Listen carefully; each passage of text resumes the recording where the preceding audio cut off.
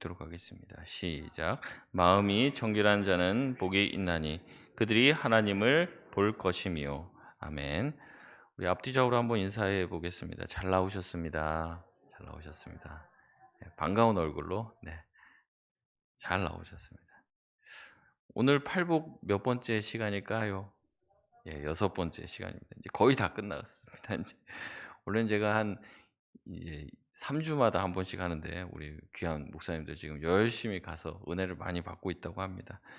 그래서 이제 제가 또 설교할 기회를 얻게 돼서 얼마나 감사한지 모르겠습니다. 설교 복이 터져서 뭐 돌아서면 설교고 돌아서면 설교고 하고 있습니다. 오늘 마음이 청결한 자 복이 있다는 주님의 말씀을 우리가 듣고 은혜를 같이 나누길 바랍니다. 마음이 청결한 자가 복이 있다, 그렇게 예수님 말씀하셨습니다. 여러분, 문제는요, 마음이 어디 있을까요? 마음, 가슴에 있나요? 머릿속에 있나요? 마음 없는 사람은 없어요. 마음은 다 있죠. 근데 마음이 어디 있는지는 잘 몰라요. 손을 청결히 하면 복이 있나니, 그러면 손을 가서 깨끗이 씻고 손세정제로 깨끗이 씻을 텐데, 마음을 씻으라고 하니, 마음을 청결하게 하라고 하니 이게 참 쉬운 일이 아닌 거예요. 마음이 어디 있는지 모르니, 마음이 어떤 상태인지 눈에 볼 수 없으니, 마음이 깨끗한지 마음이 더러운지로 제대로 알 수 없다는 거죠. 여러분, 마음은 어디에 있고 어떤 구조로 되어 있을까요? 어떤 원리를 통해서 작동하는 것일까요? 많은 사람들이 연구하지만 특별히 밝혀낸 과학적인 사실은 없습니다. 현대 의학도 이 의식 또 마음에 대해서 연구를 많이 했어요. 아마 이 의학자들이 생각을 해보니까 마음이 보통 다들 뇌 어딘가에 있을 것이다, 이렇게 추측을 하고 있습니다. 근데 여러분, 마음이 보통 아프면 머리가 아픕니까? 그렇지는 않죠. 그러니까 머리가 아프면 마음이 아픕니까? 두통이 있다고 해서 마음이 아픈가요? 그것이 아닌 걸 보면 이 뇌의 어떤 부분에 있는 것이 꼭 사실만은 아닌 것 같습니다. 어떤 사람들은 현대 의학의 어떤 마음이라는 부분을 호르몬의 어떤 작용으로 설명해 봅니다. 그래서 사랑을 느낄 때는요, 몸에서 호르몬 작용이 일어난다는 거예요. 엔돌핀이라든지 옥시토신이라든지 페닐에틸아민이라는 그런 호르몬이 몸에서 분비가 된다는 거예요. 그래서 사랑의 마음이 느껴지는 거지, 실제로 우리가 사랑이라는 어떤 감정이 존재하거나 우리 마음이 사랑을 하지 않는 것이라고 주장을 하는 이 의사들도 있습니다.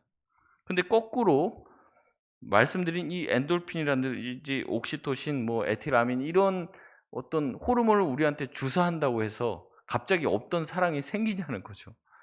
그것도 아닌 거예요. 아마 이 호르몬을 주입을 하면 우리 심장 박동은 조금 증가할지 모릅니다. 이 마음을 찾기 위해서 사람의 전신을 엑스레이로 찍어보고 CT로 찍어보고 MRI 찍어보지만 마음이 도대체 어디 있는지 발견할 수가 없어요.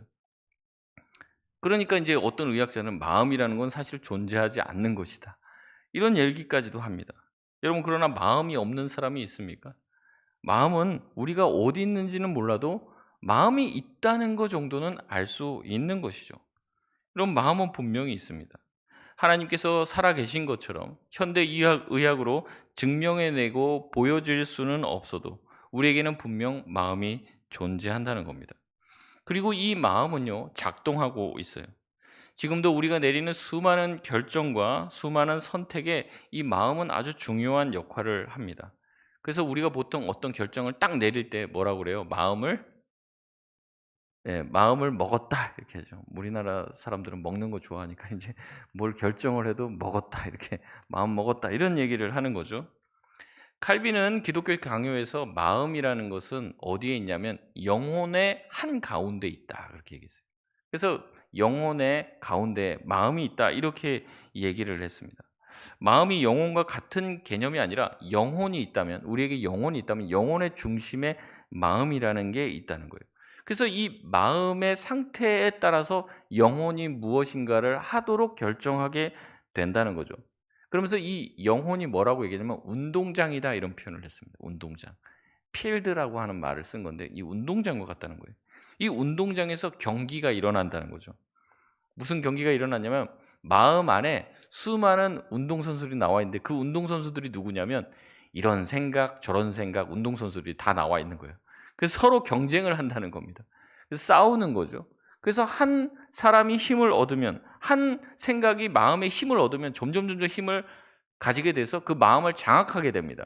그래서 그 마음에서 이렇게 하기로 저렇게 하기로 결정을 하는 것이죠. 이 어렸을 때 아이들이 보는 만화 같은 데를 보면요. 어떤 일을 할까 말까 결정할 때 이쪽에서 천사가 나타나고 이쪽에서 악마가 나타나서 야, 이렇게 해봐. 그럼 좋을 거야. 천사는 안 돼. 그렇게 하면 안 돼. 그렇게 하면 나쁜 짓이야. 막 하지 마. 이렇게 막 말린다는 거죠. 양쪽에서. 그러다가 이 안에서 고민하고 있다가 어떻게 해요? 에라 모르겠다. 오늘 그냥 나쁜 짓 해보자. 이러면서 이 천사를 딱 이 악마를 택하면 이 천사는 그냥 이렇게 사라져 버리게 되는 거죠. 마치 인제 우리 마음에서 그러한 일들이 일어난다는 겁니다. 저도 오늘 낮에 그런 천사와 악마의 약간 갈등이 제 안에 있었는데 아 자꾸 뉴스에 보니까는 뭐 자꾸 피가 모자르다고 뭐 그래서 제가 가끔 헌혈을 하러 가거든요. 그래서 오늘 가려고 했는데 또 오늘따라 되게 피곤하더라고요. 그래서 갈까 말까, 갈까 말까 하다가 '그래 뭐 내가 예수님은 아니지만 내 피로 누군가를 살릴 수 있다면 가서 피 좀 뽑고 와야지.' 그래서 큰맘 먹고 저기 잠실역까지 가서 예 헌혈을 하고 왔습니다. 우리 마음속에서 항상 여러 가지 생각들이 인제 예 전쟁을 벌이는 거예요, 우리 마음이라고 하는 운동장에서. 오늘도 아마 여러분들 수요예배 올까 말까를 생각하시면서 여러분의 마음의 운동장에 수많은 생각이 오고 갔을 겁니다. '아유 오늘 안 나간다고 해도 누가 뭐라 할 사람도 없는데 가지 마.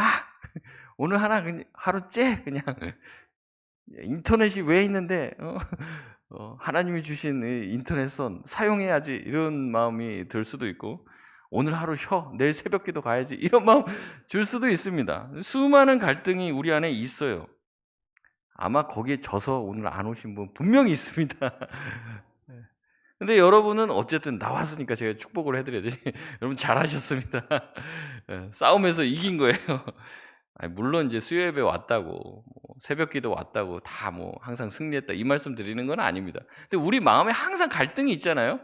예. 갈까 말까. 무조건 가야 되는 것은 아마 대부분 가실 거예요. 근데 가도 되고 안 가도 뭐라 할 것이 없는 거는 선택이라고 생각하면은 잘 안 가게 되는 게 인제 우리의 자연스러운 어떤 모습이죠. 그래서 사실 새벽에도 저도 그렇습니다. 일어나면서 '아 오늘 되게 가기 싫으네.' 이런 마음이 들 때가 있어요. 예. 그렇지만 이제 가야죠. 예. 가야 되는데 마음을 인제 실어 주고 이제 일어나서 나오는 겁니다. 우리 안에 계속 그런 전쟁이 있는 거죠. 아니 물론 이제 수요예배, 새벽 예배에 안 나오신다고 '그 사람은 사탄한테 진 사람이다.' 제가 그런 말씀 드리는 건 아닙니다. 이제 아예 뭐 보면은 너무 인제 거리가 멀고 또 몸이 안 좋아서 새벽에 또 못 일어나시는 분이 있어요 또. 예. 또 그렇게 새벽에 일어나면 더 위험하시는 분도 있고 그러면 인제 편안하게 집에서 예배 드리십시오. 제가 그런 것까지 뭐라고 드리는 게 아닙니다.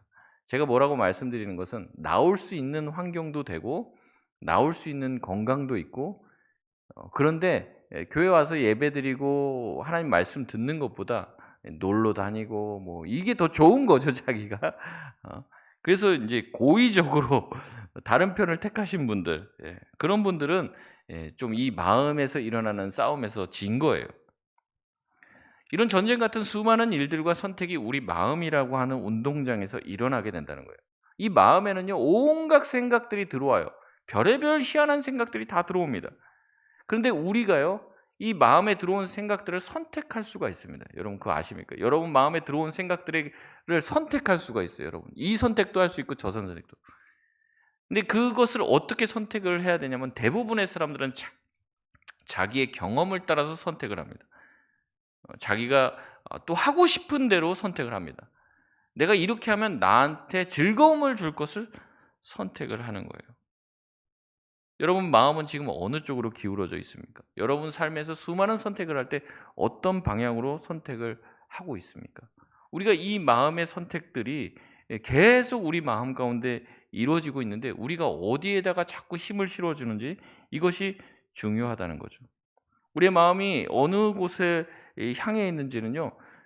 제가 이렇게 마음을 뚫어볼 수 있는 이제 예전에 궁예 관심법 그런 게 있는데 이제 제가 그걸 터득하지 못하고 제가 마음은 이제 꿰뚫어 보진 못해도 이제 경험상 그 사람의 마음이 어디에 기울어져 있는지는 보게 됩니다.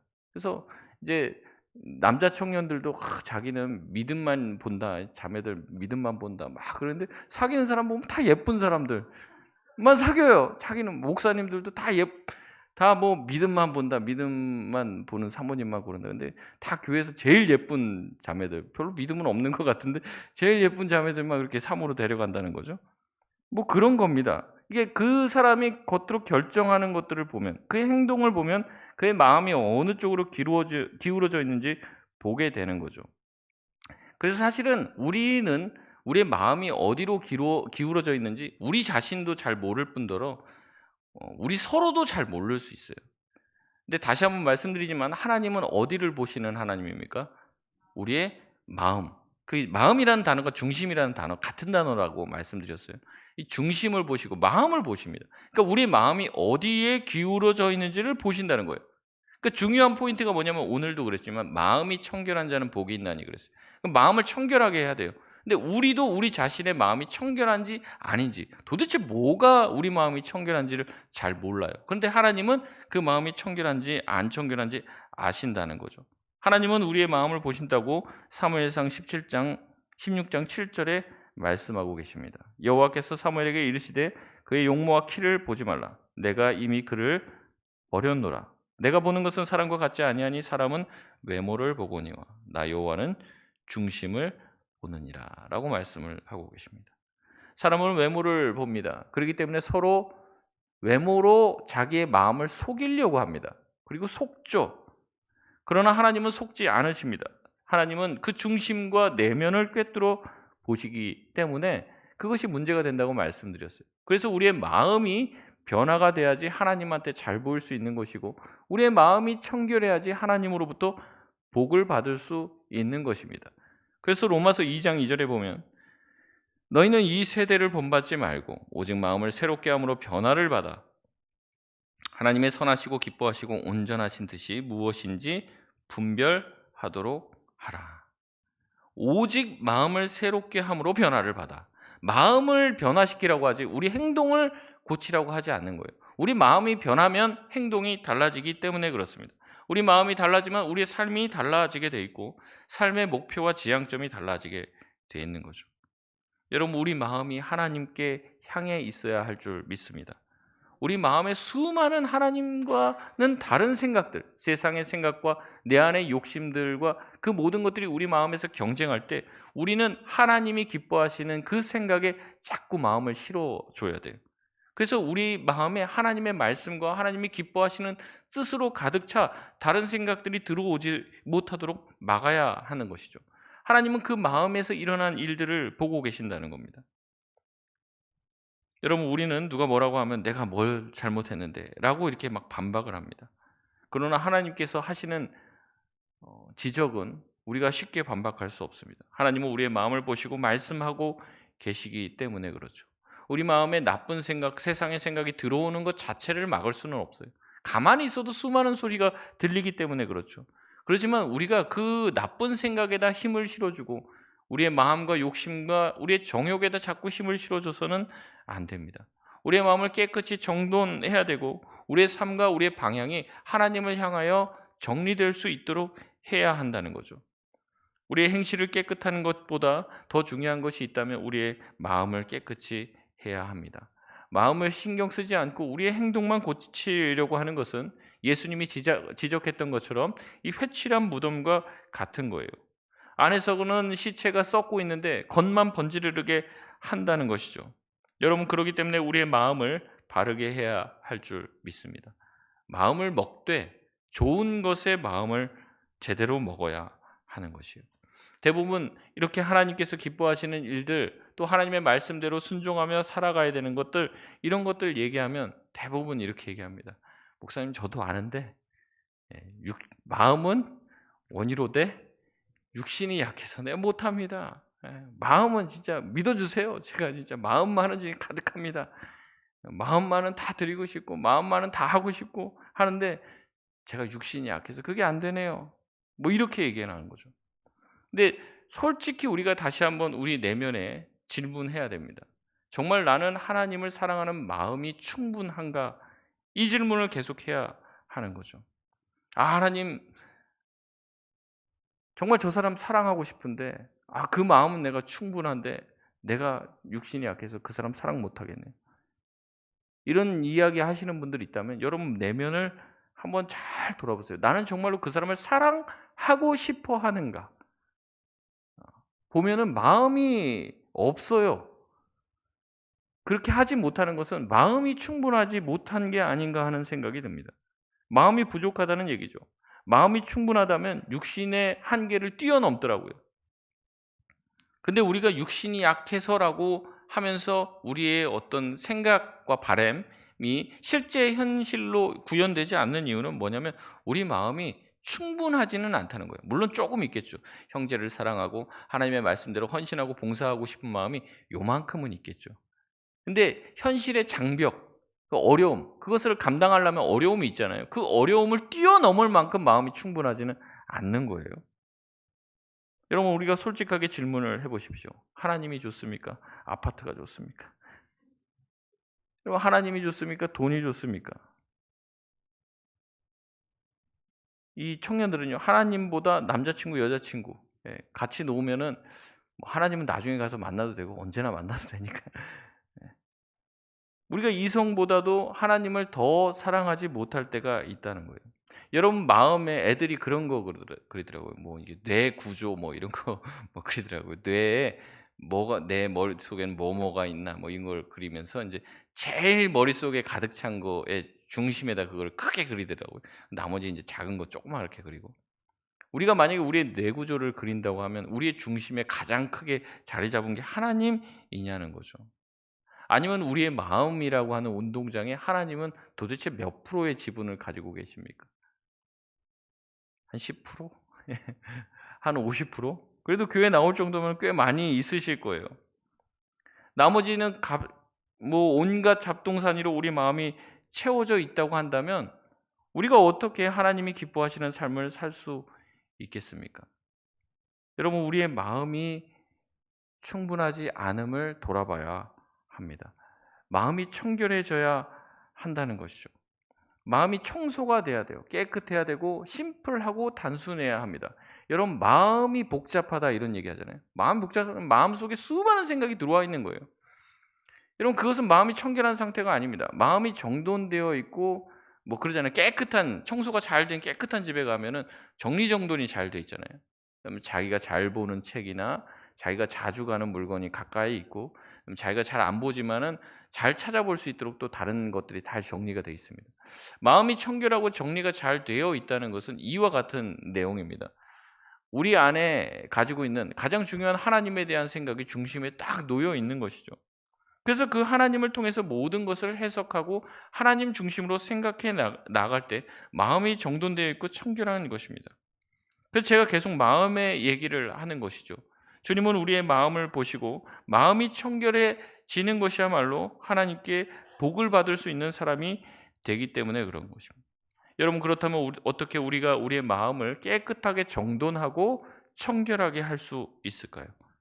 고린도전서 1장 22절에 보면 이렇게 말씀하고 있습니다. 우리 같이 한번 읽어보겠습니다. 시작. 너희가 진리를 순종함으로 너희 영혼을 깨끗하게 하여 거짓이 없이 형제를 사랑하기에 이르렀으니 마음으로 뜨겁게 서로 사랑하라. 아멘. 말씀 다시 한번 띄워주시고 너무 빨리 그냥 읽자마자 그냥 꺼버리셔갖고 보면 뭐라고 얘기합니까? 너희가 진리를 순종함으로 너희 영혼을 깨끗하게 할 수 있다. 이렇게 말씀하시는 거예요. 말씀에 순종함으로 진리에 순종함으로 영혼이 깨끗해진다는 거죠. 여러분 진리에 순종하는 것이 우리의 영혼이 깨끗해지는 것이라고 베드로는 말하고 있습니다. 말씀을 듣기만 하는 게 아니라 그 듣는 그 말씀에 순종하는 것이 우리를 거룩하게 하고 우리의 마음과 영혼을 깨끗하게 하는 것입니다. 이와 같은 말씀이 요한복음에도 있어요. 요한복음 15장 3절의 말씀을 보면 이렇게 말씀하십니다. 너희는 내가 일러준 말로 이미 깨끗하여졌으니. 예수님의 말씀으로 어떻게 됐다는 겁니까? 그들이 깨끗하여졌다는 얘기죠. 이건 목욕했다는 얘기가 아닙니다. 그들의 영혼이 깨끗하게 씻음을 받았다는 거죠. 포도나무의 비유를 통해 예수님의 말씀으로 우리가 깨끗하여질 수 있음을 이야기합니다. 여러분 왜일까요? 왜 말씀의 순종함이 우리의 영혼이 깨끗해지고 정결하게 되는 것일까요? 여러분, 이것은 다른 게 아니라 아까 제가 초도에 말씀드렸지만 우리의 삶의 수많은 결정이 이 마음에서 이루어지는데, 마음에 뭐 수많은 생각이 들어와 있고 그 생각들을 그냥 내버려 두면요, 정리를 안 하면요, 막 마음이 혼란한 거예요. 이러지도 못하고 저러지도 못하고 우물쭈물하고 마음이 복잡한 것이죠. 근데 말씀이 딱 들어오면요, 이게 딱 정리가 됩니다. 말씀이 딱 우리 마음의 기준으로 세워지면 어떻게 됩니까? 어떤 것이 옳은 것인지, 어떤 것이 그른 것인지, 내가 지금 뭘 해야 되는지, 뭘 하지 말아야 되는지가 선명해요. 다시 말해서 우리의 인생이 심플해진다는 겁니다. 그렇지 않으면 막 우리가 잽니다. 막 이렇게 해야 되나 저렇게 해야 되나, 뭐가 낫나, 이렇게 하는 게 낫나, 저렇게 하는, 수많은 기준을 가지고 우리 마음이 정신이 없이 복잡해질 수 있어요. 그런데 하나님의 말씀이 딱 들어오면 선명하는 것입니다. 제가 다시 한번 말씀드리겠습니다. 우리의 이웃을 우리가 사랑해야 될까요? 말아야 될까요? 사랑해야 돼요. 그냥 이거는 고민할 게 아니에요. 말씀이 딱 들어오면요, 우리가 어떻게 행동해야 되는지는 정해져 있는 겁니다. 우리가 누군가가 우리에게 죄 지은 것에 대해서 우리가 용서해야 될까요? 용서하지 말고 아주 그냥 마음에 담아놓다가 어떻게든지 사소한 복수라도 소심한 복수라도 복수를 해야 될까요? 용서해야죠. 용서해야죠. 우리가 거기다 자꾸 마음을 실어줘야 돼. 힘을 실어줘야 돼. 근데 우리가 안에서 용서하기 싫잖아요. 그런데 하나님의 말씀은 또 있으니까 자꾸 갈등합니다. 이렇게 하기는 싫은데 또 저렇게 하면 또 마음에 찔리고. 그러니까 마음이 복잡해지는 거예요. 근데 말씀에 순종하면 마음은 깨끗해집니다. 정리가 딱 되는 거예요.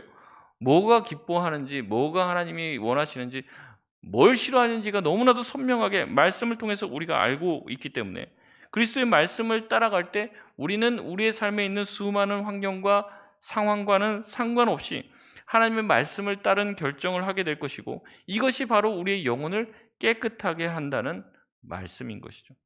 그런데 자꾸 나의 생각, 내 주변에 있는 다른 사람들이 하는 생각을 우리 마음에 계속 담아두게 되면 어떻게 됩니까? 마음이 복잡해지는 거예요. 복잡해지는 거. 그렇게 하면서 점점 주의 말씀과는 멀어지고 마음이 복잡해지고 정리가 되지 않으니 결국에 하나님으로부터 떠나게 되고 믿음을 다 상실해 버리게 되는 것입니다. 그래서 그 사람들이 세상 기준을 따라서 가고 자기 욕심의 기준을 따라 살게 되는 것입니다. 그렇기 때문에 우리의 마음은 어때야 됩니까? 주의 말씀으로 정리가 돼야 되는 것이에요. 주의 말씀이 항상 우리 가운데 들려줘야 되고 우리 심령에 주의 말씀을 계속 들려줘야 합니다. 그래서 우리 제자훈련 때도 우리 암송하고 그랬는데 빌립보서 4장 6절에서 7절 말씀이 있습니다. 우리 한번 같이 한번 읽어볼까요?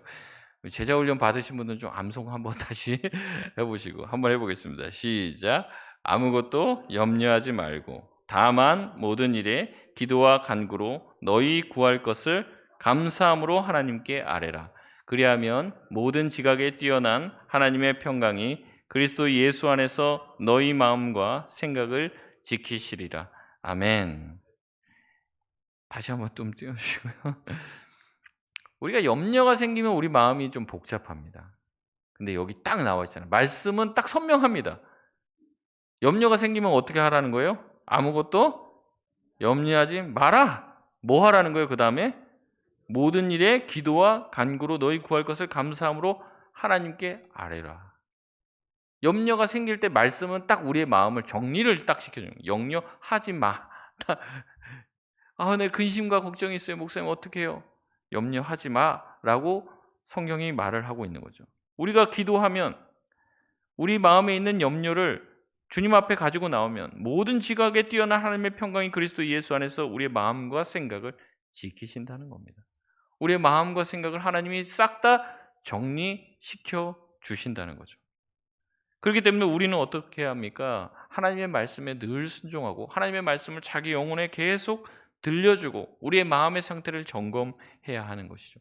나는 내 마음은 어느 쪽으로 향해 있나? 세상인가? 아니면 내 자신의 욕망인가? 아니면 하나님의 말씀으로 내 마음의 방향이 세워져 있는지 늘 점검해야 한다는 겁니다. 그래야지만 우리가 마음의 청결함을 이룰 수 있게 되고, 마음의 청결함을 이룬 사람이 어떤 복을 누리게 됩니까? 하나님의 얼굴을 보게 되는 그 복을 누리게 되는 것이죠. 너무 읽은 지 오래됐죠. 마음이 청결한 자는 복이 있나니 그들이 하나님을 볼 것이요라고 말씀합니다. 마치 야곱이 자기 인생을 자기 고집대로 경험할 때는 이 야곱이 하나님을 보지 못하는 것이죠. 인생이 점점 어려워지고 있지만은 하나님을 찾지 않았습니다. 결국에 야복 강가에 거기서 하나님을 만났어요. 그래서 거기서 어떻게 됩니까? 환도뼈가 부러지고 하나님을 대면하고 자기 인생, 자기 힘으로 할 수 없다는 것을 깨닫고 나서 전혀 다른 인생이 됩니다. 하나님을 만나기 전에는 이 야곱은 에서를 어떻게 봅니까? 자기를 죽이러 온 살인자로 보는 것이죠. 그래서 건너지 못하고 막 앞에 선물 준비하고 뭐 준비하고 뭐 이래서 이제 에서가 자기를 해하러 온다고 하면 다 내팽개치고 도망갈 그 생각하고 이제 있는 거예요. 자기 형 에서가 자기를 죽이러 온 살인자로 봅니다. 그러나 하나님을 만나고 이 야곱이 내가 할 수 있는 것이 없고 내 인생을 그렇게 막 이렇게 복잡하게 이렇게 할까 저렇게 할까 항상 수많은 수를 두면서 복잡하게 살았던 이 야곱이 환도표가 딱 꺾이고 나서는 이제 이 모든 걸 다 내려놓습니다. 될 대로 되라 이게 아니라 이제 완전히 자기가 할 수 없다는 것을 하나님 앞에 완전히 인정하게 되고 주님의 인도하심에 자기 인생을 맡기게 됩니다. 그러고 나서는 야곱이 완전히 시각이 달라져요. 창세기 33장 9절에서 10절 말씀을 보면 이렇게 얘기합니다. 에서가 이르되 내 동생아 내게 있는 것이 족하니 내 소유는 내게 두라. 10절 말씀 같이 읽어볼까요? 시작. 야곱이 이르되 그렇지 아니하니이다. 내가 형님의 눈앞에서 은혜를 입었사오며 청하건대 내 손에서 이 예물을 받으소서.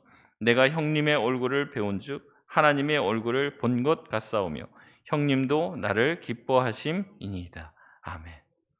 지금 무슨 얘기를 하냐면요. 형님의 얼굴을 본즉 하나님의 얼굴을 본 것 같사오며 이렇게 얘기해요. 그 전에 형님을 누구로 봤다고요? 자기를 죽이러 오는 살인자로 여겼어요. 근데 하나님의 은혜를 딱 체험하고 자기가 할 수 있는 것은 없다는 것을 인정하고 다 내려놓고 앞서 말씀드렸듯이 더 이상 이제 근심하지 않습니다. 내가 근심해봤자 달라질 수 있는 것은 아무것도 없다라는 것을 깨닫고 하나님께 모든 것을 맡기고 나아갑니다. 그러니까 형의 얼굴을 통해서 누구를 보는 거예요? 하나님을 보게 된 거예요. 하나님을. 자기를 죽이러 온 그 형의 모습, 그 얼마나 머릿속으로 상상을 했겠습니까? 얼마나 험상궂은 표정으로 자기의 가족들과 자기를 도륙하는 형의 얼굴을 수없이도 상상했을 거예요. 근데 그 야곱의 에서를 발견하고 나서 이렇게 얘기하는 형의 얼굴이 마치 하나님의 얼굴과 같다. 여러분 에서가 자기 얼굴색을 바꿨을까요? 아니면 야곱의 눈이 바뀌었을까요? 누가 바뀌었습니까? 야곱이 바뀐 거죠. 야곱이. 형을 보는 눈이 달라진 거예요.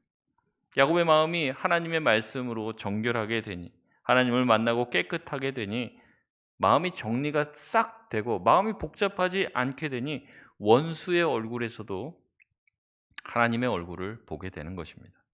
하나님의 말씀에 자신을 꺾고 자기 자신을 부인하고 자기 자신을 죽이게 되니 야곱의 마음에서 하나님이 살아나게 된 것이고 하나님이 야곱을 완전히 지배하는 인생이 된 것이에요. 이것을 가리켜 성령 충만이라고 하는 거죠. 하나님이 우리의 마음과 영혼에 충만히 임한 거예요. 하나님이 완전히 우리를 지배하고 다스리게 되는 것이죠. 여러분 은혜 좀 받아보셨습니까? 은혜 듬뿍 받아보셨습니까? 여러분 은혜를 듬뿍 받으면 어떻습니까? 세상을 보면요. 세상이 다 아름다워 보여요. 꽃도 왜 이렇게 아름다운지 뭐 과일을 봐도 하나님이 정말 신묘막측하게 이걸 만들었네. 어떻게 이렇게 아름다운 걸 나한테 주셨을까? 막 새소리도 막 하나님을 찬양하는 소리로 막 들리고 막 훨훨 날아다니고 싶은 거죠. 하나님의 은혜로 충만하니까 천지에 막 하나님의 은혜가 충만히 임한 것 같고 하나님의 은혜에 작은 것이라도 감격하며 살게 되는 것이에요. 달라진 거 하나도 없습니다. 누가 달라진 거예요? 내가 달라지는 거예요. 내가 달라지니까 세상이 달라 보이는 거죠. 여러분 근데 이 은혜가 쭉 떨어지면 어떻게 됩니까? 다 온갖 모든 것이 다 부정적으로 보이고 불평 불만이 우리가 쌓이게 되는 것이죠. 여러분 그렇기 때문에 우리 가운데 자꾸 입술에서 불평이 나오고 불만이 나오고 이 모든 것이 다 누가 문제가 생긴 겁니까? 다 우리가 문제가 생긴 거예요.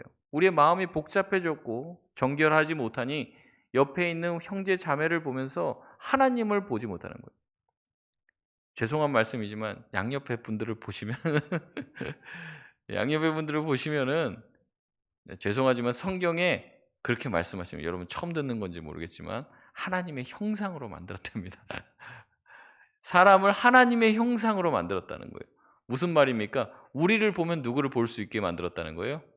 하나님을 볼 수 있게 하나님이 그렇게 만들었대요. 물론 이제 우리가 죄로 인해서 부패하고 타락해서 잘 안 보일 수 있습니다. 좀 부족해 보이고 야 무슨 저 얼굴에서 하나님을 보냐 뭐 이런 마음이 들 수 있습니다. 속으로만 하십시오. 네. 그런데 우리가 은혜를 받으면요. 그 사람의 얼굴을 통해서도 누구를 본다는 거예요? 하나님을 볼 수 있게 됐다는 거예요. 마음이 청결해지면 그 사람을 통해서 하나님의 얼굴을 보게 될 줄 믿습니다.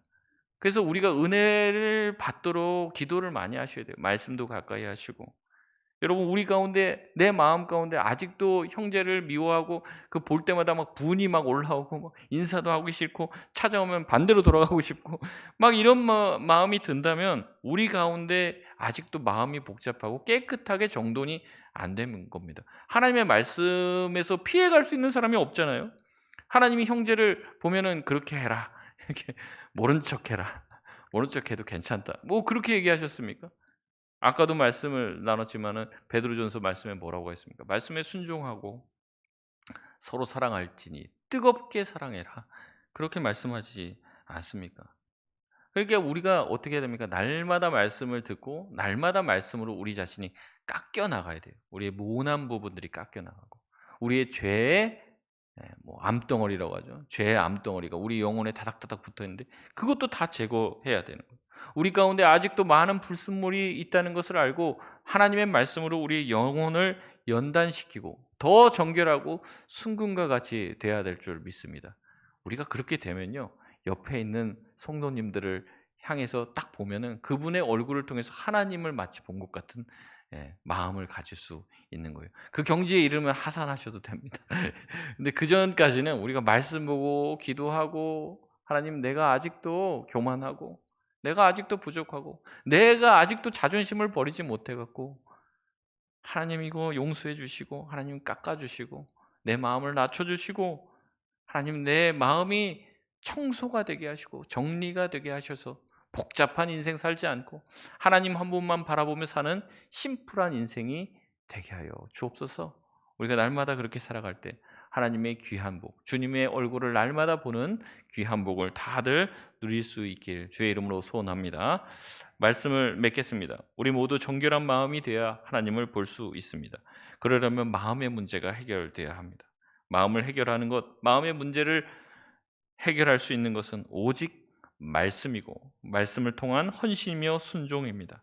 세상이 우리를 두렵게 하고 우리를 힘들게 하고 우리를 유혹한다 할지라도 그 복잡한 그 한 구석에 들어간다 할지라도 말씀을 기준 삼아 순종함으로써 날마다 주님의 얼굴을 마주할 수 있는 우리 송파동교회 모든 성도들 다 되시길 주의 이름으로 소원합니다. 우리 시간